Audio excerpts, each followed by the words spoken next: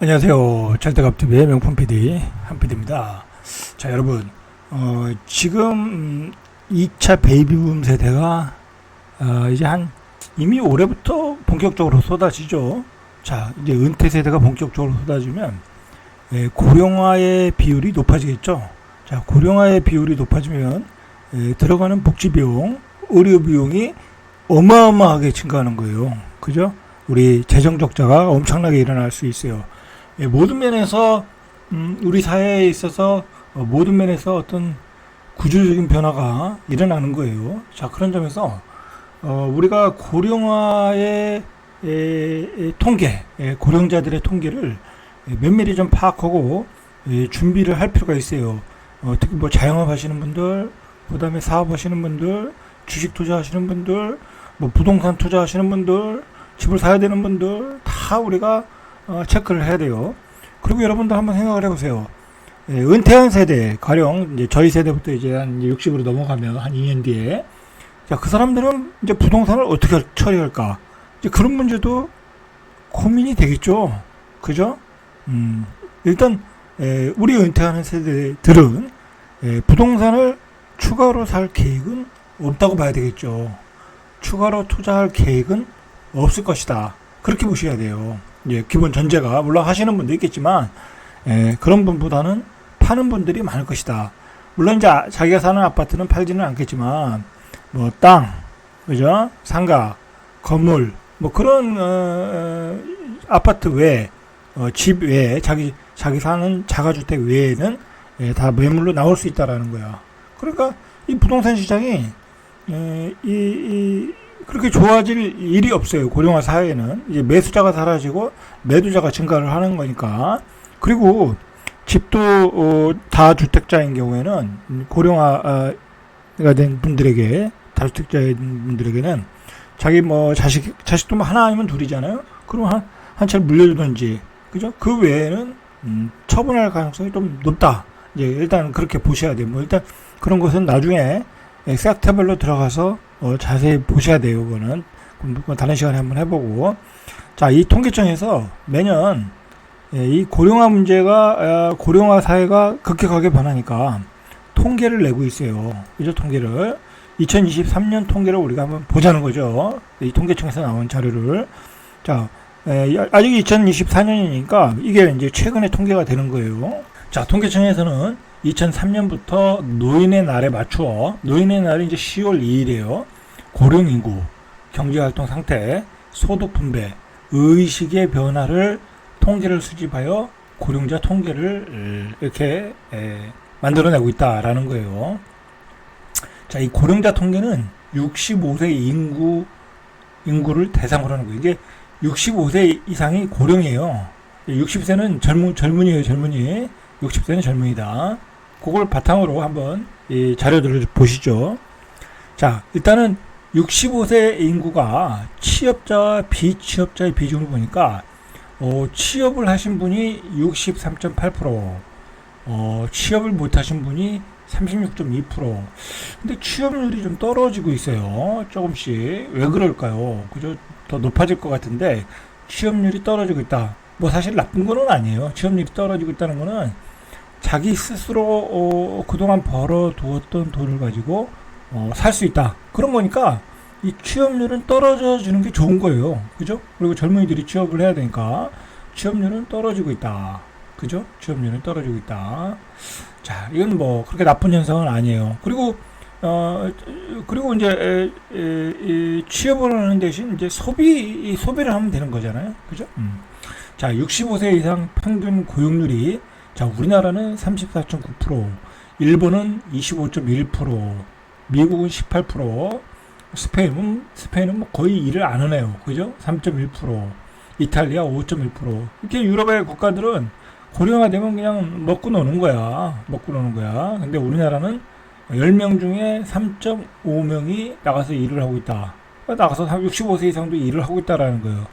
자, 이게 사실은 우리나라가 잘 사는 이유예요. 어떻게 보면. 그죠? 우리나라가 잘 사는 이유야. 고령화 인구가 나가서 일을 하니까 그만큼 인건비가 떨어지는 거잖아요. 그죠? 인건비가 떨어지는 거니까 그만큼 이 사업을 하는 사람 입장에서는 고마운 거죠. 그죠? 자, 요즘 유럽이 굉장히 힘들다고 하잖아요. 바로 이런 문제 때문에 그런 거예요. 우리나라는 그래도 우리 어르신들이 나와서 일을 하고 있다라는 거예요. 일본도 그렇고, 일본도 상당히 많네요.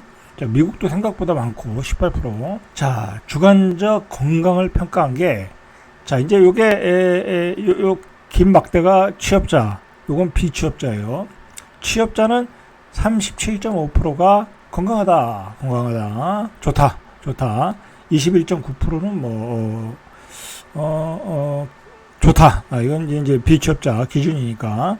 자, 보통이다가 43%, 그 다음에 비취업자는 38%. 자, 보세요. 비취업자의 40%가 안 좋다라는 거야. 나쁘게 생각하는 거죠. 내가 건강이 안 좋다. 뭐 사실 건강이 안 좋으니까 일을 못 하는 거죠. 그죠? 그렇게 보시면 되겠죠. 건강이 안 좋으니까 일을 못 한다. 그러니까 여러분들 65세 이상에서 노인 자살률, 노인 빈곤율이 떨어지는 이유가 뭐냐면 건강하지 않아서 그래요. 노인 일자리는 많아요. 여러분들 찾아보면 많은데 건강하지 못하기 때문에 일을 못해. 그래, 일을 못하니까 경제적으로 어려워. 그러다 보니까 고시원에 살아야 돼. 그러다 보니까 우울증이 와. 그러다 보니까 자살하시는 거예요. 그죠? 그러니까 부지런히 40대, 50대 건강 챙겨라.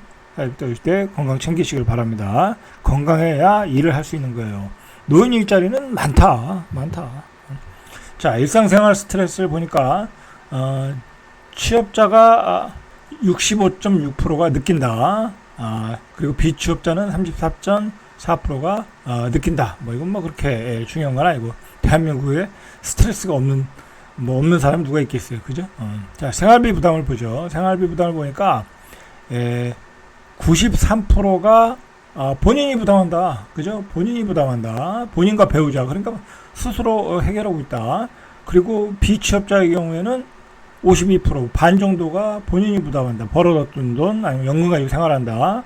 자, 그러니까 비취업자들은 자식들한테 도움을 받는다는 거예요. 반은. 그죠? 자식들한테. 누구한테 받냐? 자녀죠, 자녀.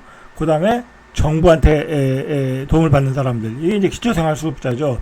23.5%는 기초생활수급자. 자, 이게 또 중요한 것 같아요. 소득에 만족하느냐. 20%가 소득에 만족한다. 그리고 비취업자 12%. 그러면 그냥 내가 먹고 사는데 소득에 만족한다. 한 3% 정도. 그죠? 33%가 만족한다. 그죠? 그 다음에 24%가 아주 불만족이다. 나머지는 보통이고, 이제 보통이고, 그냥 먹고 산다는 거죠. 그러니까 3 정도가 만족한다. 그죠? 이 정도가 굉장히 아주 풍족하게 살고 있다라고 보시면 되겠죠. 자, 그 다음에 자녀와 동거 의향을 물어봤더니 같이 살고 싶다가 18%, 27%. 그죠? 그러니까 평균으로 보면 될 것 같아요. 한 23%는 같이 살고 싶다. 한 80%는 같이 살고 싶지 않다. 자, 요즘 부모님들 자식들하고 같이 살기 원하지 않아요. 그리고 같이 살아서 내가 행복한 경우를 별로 못 봤어. 그죠? 그러니까 80%가 같이 살고 싶지 않다. 자, 그렇게 나온 거예요. 자, 노후 준비를 보니까 준비하고 계신 분들이 한 60% 정도, 그죠? 60% 정도 준비하고 있지 않다는 한 40% 정도. 당연한 거죠. 이거는 나이 드신 분들은 준비할 게 없으니까 준비할 필요도 없고 80 넘어서 노후 준비할 필요 있겠어요. 그죠? 노후 준비를 하고 있다가 한 60% 정도. 자, 노후를 보내는 방법. 이게 중요한 것 같아요. 노후를 보내는 방법. 취미 활동이 그냥 평균으로 얘기할게요. 한 40% 정도.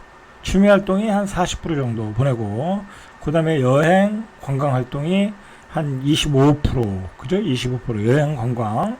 그 다음에 소득을 창출한다. 좋은 거예요. 한 21% 취업자 기준으로. 그 다음에 학습, 자기개발 한 4% 정도. 이런 건 가서 서예를 배우거나 꽃꽂이를 배우거나 독서 클럽에 가거나 그런 거죠.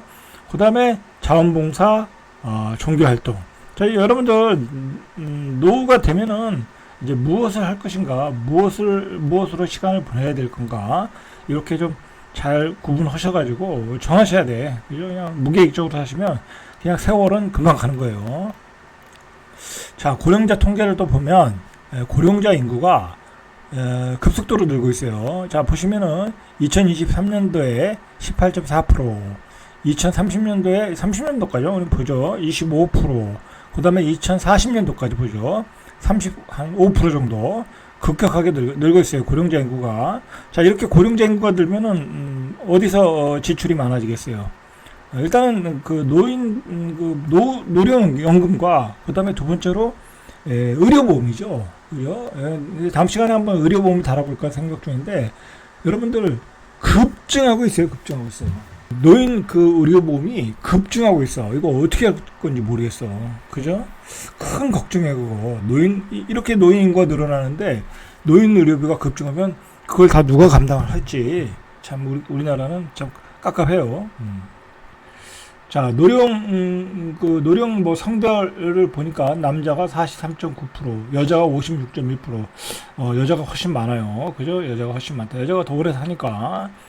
자, 그 다음에 지역별 고령인구 비중을 보니까, 고령인구 비중과 뭐, 초고령 사회로 가는 게 이제 20%예요. 기준이. 고령 사회는 14%야. 자, 여러분 이거 잘 보셔야 돼. 고령 사회는 14%, 초고령 사회는 20%인데, 초고령 사회가 어딘가 보세요. 거기에 부산이 들어가. 부산. 이거 나중에 한번 봐야 돼요. 이거 부산이 노인과 바다라고 그러잖아요. 그러니까 부산을 다 찍어보면, 지역별로 찍어보면 대부분이 20%가 넘어. 20%가 넘는다니까? 세종은 젊은 사람들이 많잖아요. 7%. 고령 사회가 많은 데는 대전. 그죠? 뭐, 대부분이 이제, 고령 사회이고, 초고령 사회로 넘어간 데는 강원도, 전라북도, 경상북도, 전라남도, 부산. 부산이 좀 특이하더라고요. 부산은 특별히 따로 볼 필요가 있어요. 자, 그 다음에, 사망 원인을 보시죠. 사망 원인을 보니까, 자, 1번이 뭐냐면, 악성 신생물. 그러니까 뭐 암이죠. 암으로 죽으시는 분이 가장 많고, 두 번째로는 심장질환. 세 번째로는 코로나. 코로나로 뭐 어르신들이 많이 돌아가셨네요. 그죠? 4위가 폐렴, 뇌혈관 질환. 참, 그러면 뭐 암은 뭐 어쩔 수 없는 거고, 그죠? 이 심장 질환. 자, 이 심장과 뇌혈관은 수시로 체크를 받으셔야 돼. 이거 자주 체크를 받으셔야 돼. 심장 질환, 뇌혈관으로 많이 돌아가신다. 뭐 폐렴 마찬가지고. 자, 이렇게 많이 돌아가신다. 자, 그 다음에 진료비 및 본인 부담금이에요. 본인 부담금. 자, 2016년도에는 본인 부담금이 390만원, 그 다음에 2021년도에는 497만원, 거의 500만원이죠. 이렇게 계속 의료 부담이 늘어나고 있다. 그 정부가 부담하는 것도 계속 늘어나고 있죠. 그러니까 정부의 재정 지출이 많아지겠죠. 자, 그 다음에 공적연금 수급률은 계속 높아지고 있어요. 이제 그 연금을 받으시는 분들이죠. 이건 좋은 거예요. 계속 높아지고 있어요. 정책을 잘한 거죠. 자, 2017년도에 46.9%가 연금을 받았고, 그 다음에 2022년도에 보니까 57.6%, 2030년도에는 한 70%까지 가겠죠. 한 65%나 그 정도까지 가겠죠. 연금만 가지고 먹고 살 수 있는 거예요. 이런 건 우리나라가 잘 돼 있는 거예요. 자, 교통사고 사망률. 자, 교통사고 사망률은 다행히도 줄어들고 있어요. 그죠? 줄어들고 있어요. 아주 좋은 현상이에요. 자, 요약을 해서 한번 다시 몇 가지 좀 볼게요.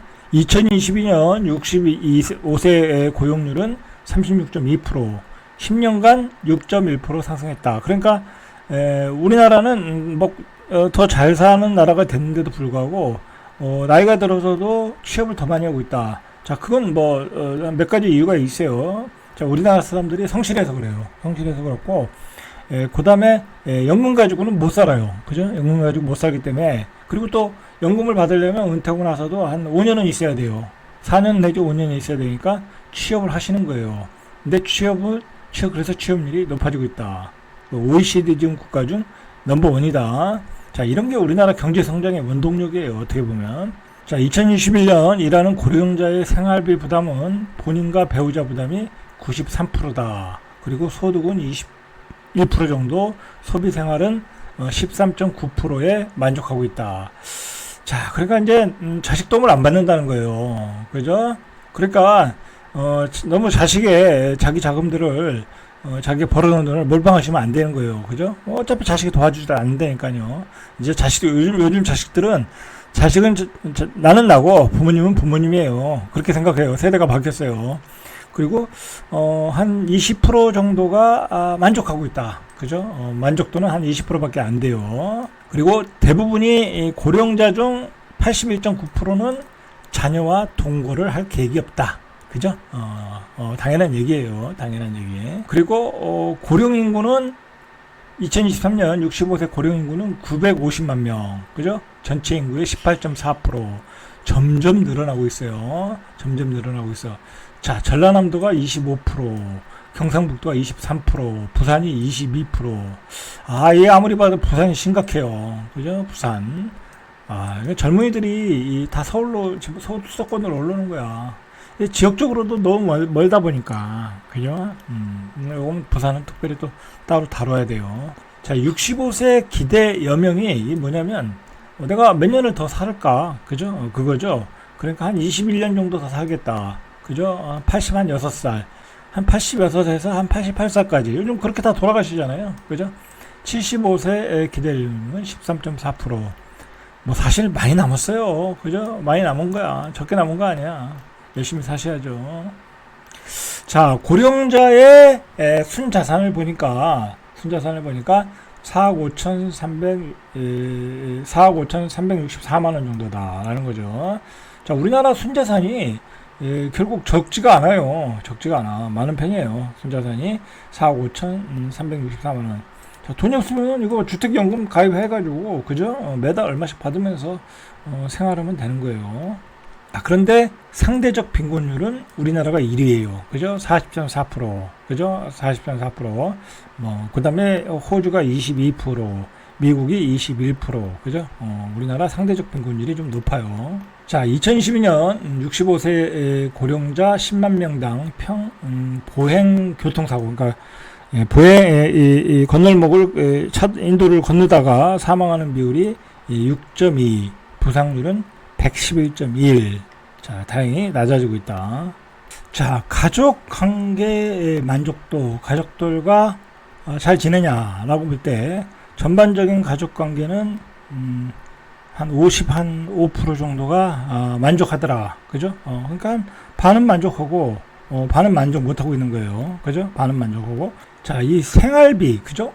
생활비를 어떻게 마련하는가를 보니까 65세에서 70세, 뭐 요걸 보죠. 요건 75세 이상이고, 근로와 사업소득이 88.4%. 그죠? 그러니까 벌어서 쓴다는 거예요. 재산소득이 그동안 벌어놨던 거 2.9%, 연금과 퇴직급여가 7.8%. 그러니까 연금 가지고는 안 된다라는 거잖아요. 그죠? 예금이 0.9%. 그러니까 벌어서 쓰는 돈으로 먹고 살고 있다라는 거죠. 그죠? 벌어서 참 나이 들어서도 죽을 때까지 일을 해야 되는 거예요. 그죠? 그나마 다행인 게 우리나라 사람들은 근면성실하니까 이렇게 죽을 때까지 일하는 거예요. 그죠? 그걸 운명으로 생각하는 게 우리나라 사람들이에요. 어떻게 보면.